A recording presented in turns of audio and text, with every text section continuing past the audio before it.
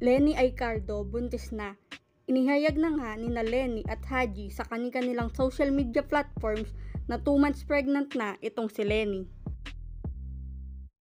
Matatandaan ay nagpropose na noon itong si Haji Alejandro kay Lenny Aicardo at ngayon ay pinaghahandaan na nila ang paparating na wedding ng dalawa.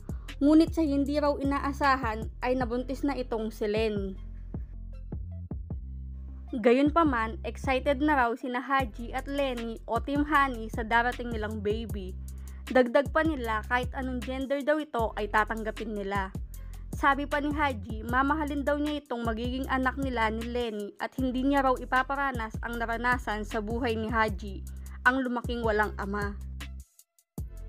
Masaya naman ang pamilya, kaibigan, katrabaho at fans ng Team Honey sa ibinalitang buntis na itong si Lenny.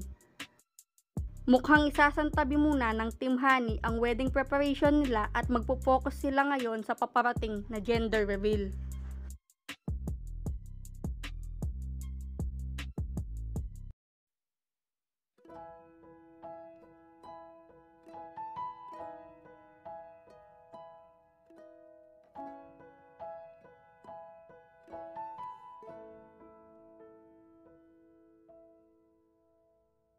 Disclaimer, ang mga tao na banggit sa bidyong ito ay base lamang sa mga nakalap namin po sa social media.